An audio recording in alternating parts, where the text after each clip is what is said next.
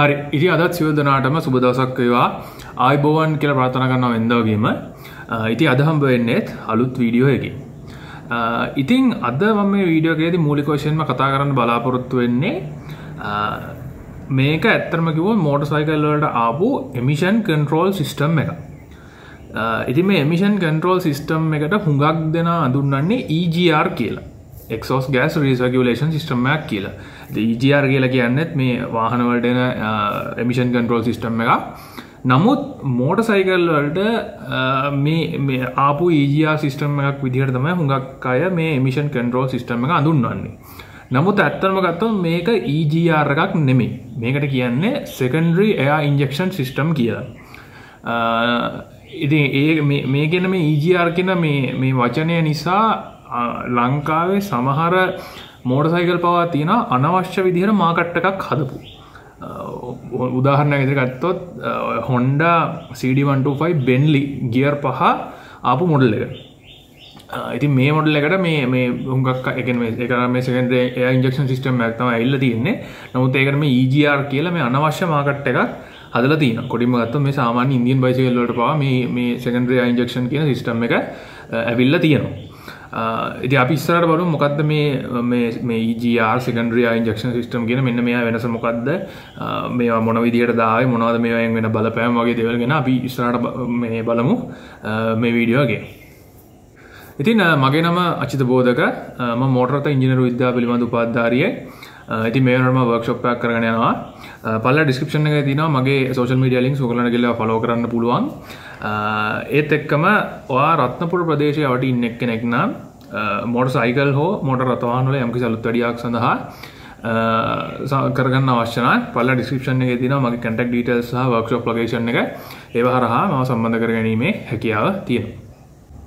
ඉතින් දැන් අපි බලමු අද අපේ මේ වීඩියෝ එකේ ප්‍රධාන මාතෘකාව පිළිබඳව. ඒ තමයි මේ secondary air injection system කියන්නේ මොකක්ද කියන එක සම්බන්ධව. ඉතින් මුලින් බලමු මේ පද්ධතිය මොන වගේද කියලා. මේ බාහිර පෙනුම. ඉතින් ඔය සමහර මෝටර් සයිකල් වල හුඟක් මොකක්දත් ඔය ඒ කියන්නේ මෑත කාලීනම ආපු carbureted Indian මෝටර් සයිකල් සහ ජපාන් මෝටර් සයිකල් චීන මෝටර් සයිකල් මේ වගේ ඒවායේ පෙට්‍රල් ටැංකියට යටින් එන්ජින් එකට උඩින් ඒ අතරමැද හරියක පොඩි මෙන්න මේ වගේ කුට්ටියක් වගේ එකක් බලා ගන්න පුළුවන්. ඒක නිකන් පොඩි නිකන් ලෝහමය නිකන් කුට්ටියක් වගේ එකක්. ඒකෙන් එක හෝස් එකක් පොඩි හෝස් එකක් යනවා ඉන්ටෙක් මැනිෆෝල්ඩ් එකට. ඊට පස්සේ තව හෝස් එකක් එනවා කෙලින්ම එන්ජින් ඒ කියන්නේ එන්ජින් බ්ලොක් එකේ ඉඳලා මෙටල් හෝස් එකක් ඇවිල්ලා ඒ හෝස් එකට රබර් හෝස් එකක් සම්බන්ධ වෙන විදිහට තව එක හෝස් එකක් එනවා. තව හෝස් එකක් එනවා එක්කෝ එයා ක්ලීනර් එකේ ඉඳලා කෙලින්ම එනවා. නැත්තම් එයා ක්ලීනර් එකෙන් නැතුව නිකම්ම එළියට ඒ හෝස් එක තියෙනවා. ඉතින් සරලවම ගත්තොත් මේ secondary air injection කියන සිස්ටම් එකේ බාහිර පෙනුම සහ ඒකේ මේ එයාලයින්ස් කොහාටද යන්නේ කියන එක තමයි මෙතෙන්දී අපි මූලික වශයෙන්ම කතා කරන්නේ. එතකොට දැන් මේ secondary air injection system එකක් සහ EGR එකක් අතර ප්‍රධාන වෙනස මොකක්ද? EGR එකක් කියන එකේ මේ අකුරු තුනේ තේරුම තමයි exhaust gas recirculation කියලා කියන්නේ. එතකොට සාමාන්‍ය EFI වාහන, common rail වාහන වගේ මේ වාහනවල මේ වෙනකොට හැම වාහනයකම වගේ EGR එකක් බලා ගන්න පුළුවන්. ඉතින් මේ EGR එකකින් සරලවම කරන්නේ ඒ එන්ජින් එකේ exhaust gas එක, ඒ කියන්නේ පිටාර වායුවෙන් යම් ප්‍රමාණයක් අරගෙන ඒ වායුවේ ඒ පිටාර වායුව ඒ වාහනේ ඒ කියන්නේ චූෂණ වායුව ඒ කියන්නේ අපි කියන්නේ ඉන්ටෙක් එයා එකට පොඩි ප්‍රමාණයක් දෙනවා. මේ දෙන එකෙන් ප්‍රධාන වශයෙන් කාරණා දෙකක් සිද්ධ වෙනවා. එකක් තමයි මේ exhaust gas එකේ තියෙන unburned ඒ කියන්නේ අපි කියනවා NOx වගේ unburned gases මොනවා හරි තියෙනවා නම් ඒ ගෑස් එක එන්ජින් එකට අහපව දීලා අහපව හරියට බර්න් කරලා නයිට්‍රජන් ඩයොක්සයිඩ් වගේ වායුව බවට පත් කරලා එළියට යවන එක. දෙවෙනි කාරණය තමයි මේ එන්ජින් එක ඇතුලේ සිද්ධ වෙන දහන උෂ්ණත්වය යම් ප්‍රමාණයකට පාලනය කරන එක. ඉතින් දහන උෂ්ණත්වය යම් ප්‍රමාණයකට පාලනය වෙනකොට ඒ එන්ජින් එක ඇතුලේ නයිට්‍රජන් ඔක්සයිඩ් එහෙම නැත්නම් නොක්ස් වගේ වායුන් හැදෙන ප්‍රමාණය සාපේක්ෂව අඩුවීමක් සිද්ධ වෙනවා. ඉතින් මේ දෙක තමයි මූලික වශයෙන්ම මේ EGR එකකින් කරන කාරණේ. ඉතින් මේක ටිකක් මේ පොඩ්ඩක් ටිකක් එහාට යන කාරණයක්. EGR සම්බන්ධව බොහොම සරල හැඳින්වීමක් තමයි මේ දැන් දිකරේ ඒක ගැන මම වීඩියෝ එකක් ඉස්සරහට කරන්නම්. ඉතින් මොකද මේ වීඩියෝ එකේදී අද අපේ ප්‍රධාන මාතෘකාව වෙන්නේ මේ secondary air injection system කියන එක සම්බන්ධව. ඉතින් මේ secondary air injection system එකක් කියන එකෙන් අදහස් වෙන්නේ secondary air injection system එකක් කියන්නේ ඇත්තම ගත්තොත් මේක පොඩි air pump එකක්. කියන්නේ හුලං පොම්ප කරන්න පුළුවන් පොඩි air pump එකක් තමයි මේ secondary air injection system එක අර මම කලින් කිව්වා අර ටැංකිය යටින් තියෙන මේ පොඩි කුට්ටිය වගේ එකෙන් කරන්නේ. ඒකේ දැන් අපි එතන එනවා පොඩි ලයින් එකක් අර මම කලින් කිව්ව ලයින් එක ඒ කියන්නේ ඉන්ටේක් මැනිෆෝල්ඩ් එකේ ඉඳලා මේ කුට්ටිය වගේ එකට එන මේ එයා ලයින් එක. ඒකෙන් සිද්ධ කරන්නේ මේ ඉන්ටේක් මැනිෆෝල්ඩ් එකේ ඇතිවන වායු පීඩනයේ වෙනස භාවිතා කරලා මේ එයා පම්ප් එක ඇතුලේ තියෙනවා පොඩි ඩයෆ්‍රම් එකක්. ඒ ඩයෆ්‍රම් එක ඉස්සරහට පස්සට චලනය කරනවා. ඒ චලනය කරනකොට එතනින් සිද්ධ කරන පොම්ප කිරීමේ ක්‍රියාවලිය මගින් අර මම කලින් ගියා එයා ක්ලීනරේට සම්බන්ධ වෙන ලයින් එකේ ඉඳලා හුලම් පාරක් ඇදලා අරගෙන එන්ජින් බ්ලොක් එක හරහා එක්සෝස් පෝට් එකට, ඒ කියන්නේ එන්ජින් එකේ පිටාර වායුව පිට කරන ඒ පෝට් එකට ලබා දෙනවා හුලම් පාර. එතකොට අපි එන්ජින් එක ඇක්සලරේට් කරන විදිහත් එක්ක මේ එයා පම්ප් එකේ පීඩනය අඩු වැඩි වෙලා මේ එක්සෝස් ලයින් එකට එක්කහු වෙන මේ පිටාර කියන්නේ බාහිර වායු ගෝලයේ ඉඳලා එක්කහු කරන වායු පරිමාවත් අඩු වැඩි කිරීමකට ලක් වෙනවා.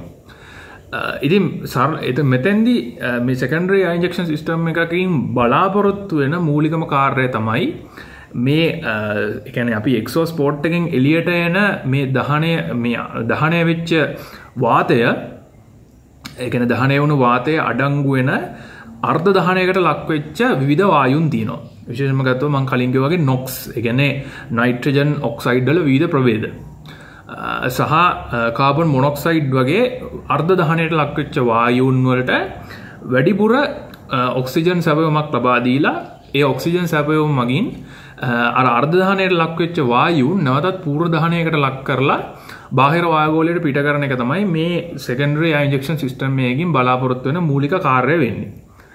නමුත් ඇත්තරම ගත්තොත් මේ secondary air injection system එක කියන එක මේකේ ක්‍රියාකාරීත්වය අපි සලකලා බැලුවට පස්සේ මේක නිකන් අර මේ එමිෂන් ටෙස්ට් එකක් රවට්ටන්න වගේ ආපු පද්ධතියක් වගේ දෙයක් තමයි ඇත්තරම අපිට එහෙම දෙයක් තමයි හිතෙන්නේ.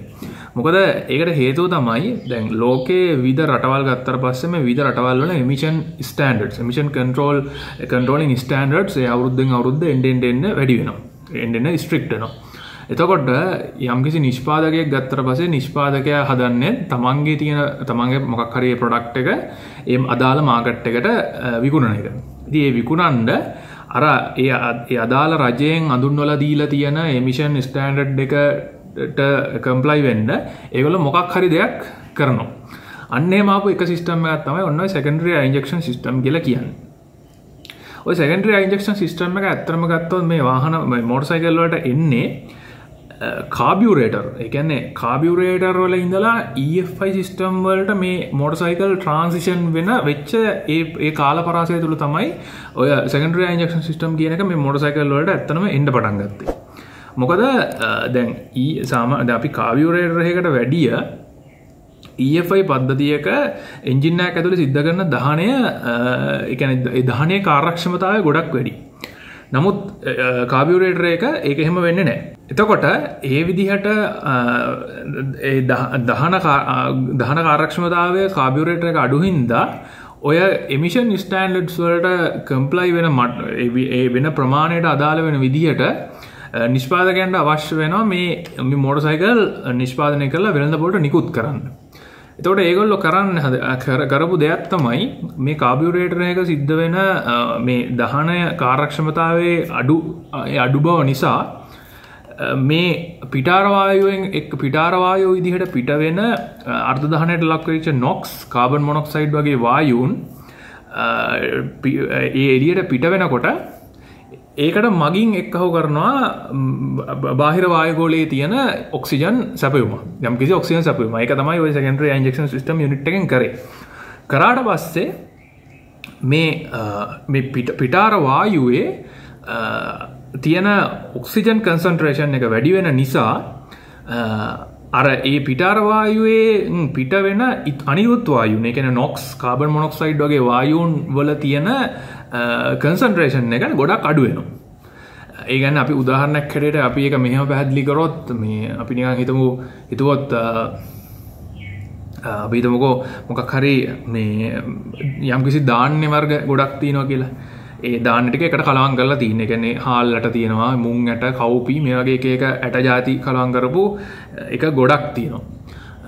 ඊට පස්සේ අපි එතෙන්ට හාල් තව එක්කහුව කරනවා.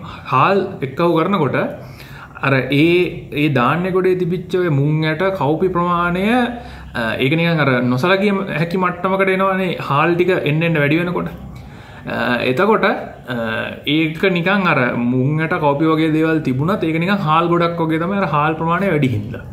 අන්න ඒ වගේ දෙයක් තමයි මේ සෙකන්ඩරි ඉන්ජෙක්ෂන් සිස්ටම් එකෙත් කරන්නේ. ඒ කියන්නේ පිටාර වායුවක් එනවා. ඒ පිටාර වායුවට ඒ පිටාර වායුවේ කාබන් මොනොක්සයිඩ්, නොක්ස් වගේ වායු නඩංගු වෙනවා. ඒකට බාහිර ඔක්සිජන් සැපයුමක් ලබා දීලා අර නොක්ස් කන්සන්ට්‍රේෂන් එක සහ කාබන් මොනොක්සයිඩ් කන්සන්ට්‍රේෂන් එක අඩු කරලා ඔක්සිජන් කන්සන්ට්‍රේෂන් එක ගොඩක් වැඩි කරනවා. ඉතින් එතනින් යම්කිසි එෆෙක්ට් එකක් එනවා. මොකද ඒ කියන්නේ අර අර්ධ දහනයකට ලක් වෙච්ච නොක්ස්, කාබන් මොනොක්සයිඩ් වගේ දේවල් යම් ප්‍රමාණයක අඩුවීමක් වෙනවා. නමුත් ඒකෙන් ඇත්තටම ලොකු බලපෑමක් වෙන්නේ නැහැ.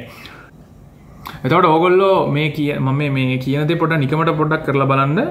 ඔය සෙකන්ඩරි ඉන්ජෙක්ෂන් සිස්ටම් ආපු මෝටර් සයිකල් එකක අපි කාබියුරේටර් එකේ එයාර් ෆියුවල් මික්ස්චර් එක උපරිම රිච් කරොත් ඒ කියන්නේ සාමාන්‍යයෙන් ඒ කියන්නේ අපි සාමාන්‍ය මෝටර් සයිකල් එකක් ගත්තොත් මේ සයිලන්සර් එකෙන් කළු දුම එන ගන්නට වගේ මේ එයාර් ෆියුවල් මික්ස්චර් එක රිච් කරොත් ඒ කරලා අපි දුම් වාර්තාවට අරන් ගියත් ඒ මෝටර් සයිකල් එක පාස් වෙනවා. මේ සෙකන්ඩරි ඉන්ජෙක්ෂන් එකේ තියෙන බලපෑම හින්දා.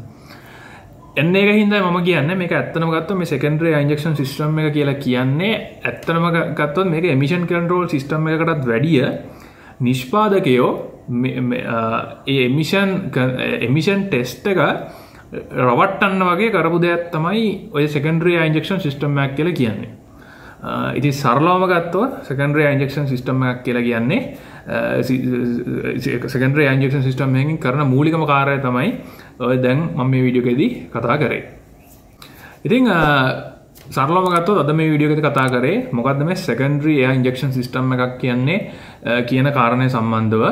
ඉතින් ඔයගොල්ලෝ මීට කලින් මොනවද මේ ගැන දැනන් හිටියේ කියන එක ගැන පල්ලා කමෙන්ට් සෙක්ෂන් එකේ කමෙන්ට් එකක් දාන්න. ඒ වගේම ඉදිරියේදී මේ channel එකෙන් බලන්න අවශ්‍ය කරන දේවල් ගැන පල්ලෙන් කමෙන්ට් එකක් දාන්න. ඒ වගේම නැවත මතක් කිරීමක් කරනවා පල්ලා description එකේ තියෙනවා මගේ social media links. ඔයගොල්ලන් ගිහලා follow කරන්න පුළුවන්. එහෙනම් අප අලුත් වීඩියෝ එකකින් හම්බෙලකම් සියලු දෙනාට සුබ දවසක්. ආයුබෝවන්. ජය වේවා.